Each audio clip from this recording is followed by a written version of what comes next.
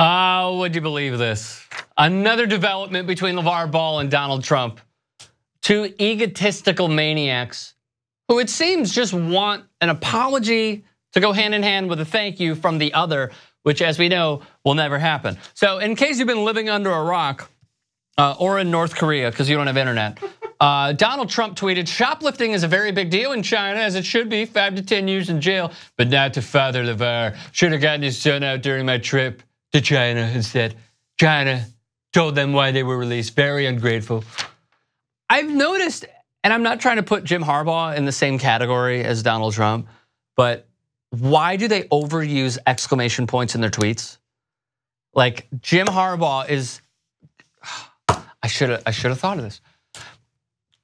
While you're watching this video, open up a tab, go to Jim Harbaugh's Twitter and tell me that 95% of his tweets do not end with an exclamation point. Just something about their character. So LiAngelo Ball and a few other UCLA players, they were going to China to be with the UCLA team, the basketball team. They were going to promote the UCLA brand, but hey, they can't get paid for it. So they went to China to promote the team, play, da-da-da. And here's what occurred. They were found to be shoplifting, as we all know. LaVar Ball then went on CNN. He was invited by Chris Como, who really wanted to brag about his nickname towards the end. Yeah, people call me Mo. Cool story, bro. So here is what occurred during that interview. Take a look. He said he got him out of jail, right? He said, hey, you heard what he tweeted. He tweeted, because he's mad at me, I should have left that in jail. First of all, they wasn't in jail. They was in a hotel. Now, how'd they get to the hotel on bail? Did you make that happen? Somebody had to do something. Did you do it?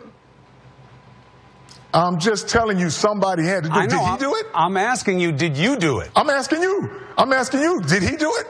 He says he helped get them out of China. Okay, if he paid for the money to put up whatever we needed to do, then I would say thank you. Did he do that? So that's the bar? If he doesn't put up bail for the boys, then he doesn't. I think you've made this more difficult than you needed to, and you wound up provoking the president of the United States. You know what? You making this more difficult. You know, LaVar didn't say thank you to the president. You didn't. So that makes me a bad person.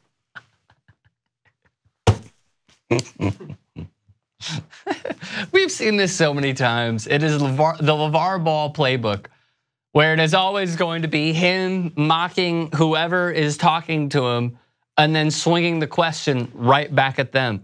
He's answering the question in the form of a reverse question. As Leon Black would say, you topsy-turvy that. So, sorry, I can't curse. So, that's why you just heard the beep. So then on top of that, LiAngelo, along with the UCLA players, were released. Take a look and then we'll come back. How much was bail in China, guys?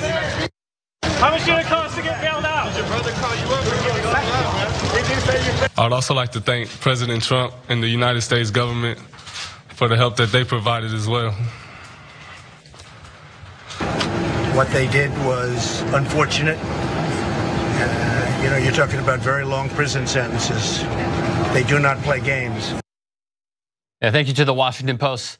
Also, what we're talking about is the most simplistic vocabulary you could possibly have for someone in the Oval Office for the United States of America. So here's how this all got reignited. LaVar Ball on Twitter, thank you for what again at Real Donald Trump? And he puts in a screenshot from SB Nation. Here it is in closer form. Donald Trump actually didn't help get LiAngelo Ball out of jail in China. Per report, the situation was resolved before Trump ever got involved. And then he outlined the situation was already resolved by the time we heard about Trump's involvement. So before I show you the full ESPN, not the full, the chunks that are important, let me just reiterate one more time. While it is fun to pick a side between an imbecilic, what seems demented president and the egotistical man of LaVar Ball who wants to prove everyone wrong at every turn, even if he puts off people throughout the entire process, let it be known that this is one of the most non-story stories we have ever covered. Okay, continuing on. ESPN reporting on November 12th, Donald Trump first found out about the situation, according to the New York Times, when members of his staff saw it on CNN just before Trump's dinner with the president of China. Trump would later tell reporters on November 14th that he first heard about the situation 2 days ago, at which point he personally asked the Chinese president to look into the matter. The White House did not respond to requests to clear up the timeline, but UCLA sources say they didn't become aware of Trump's involvement until Sunday, when John Kelly called the players to say Trump was intervening on their behalf and that he was optimistic. The situation was already resolved by the time we heard about Trump's involvement, one team source said. That's not to take away from the fact that he got involved, but the players already had their passports back and the flights booked to go home Tuesday night when General Kelly called the players, continuing on 3 days later. Ball, Hill, Riley, along with Alford and Dan Guerrero, the AD, addressed the media. All of them thanked Trump, and Trump tweeted, "Do you think the 3 UCLA players will say thank you, President Trump? They were headed for 10 years in jail." It just seemed like the right thing to do, the source said. Everyone wanted to move on and put this behind us. That's the most important part. Why get into it with the president? Let's not create another story by not thanking him. He had already tweeted about getting a thank you the morning of the press conference. So thank him and move on. The school announced that the players were suspended indefinitely. The New York Times then reported how Trump helped liberate UCLA knuckleheads from China. All right, it was a bad move, obviously. You don't steal ever, obviously. Unless you're Smokey and Friday when you say, you could have your knife, I don't kill, I steal. And I appreciate Smokey not killing anybody. I'd rather steal than kill.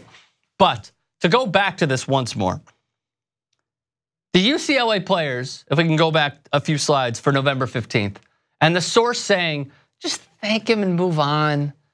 This is what we gotta do. He's a 10-year-old mentally.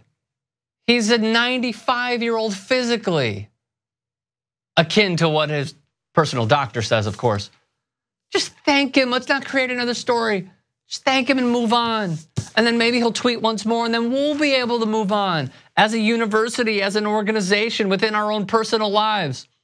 So what LaVar Ball is actually doing, even though ESPN is reporting it, is reigniting the flame that we thought we already put out along the campfire, which was, hey man, we had a great weekend, now we're all gonna go homes.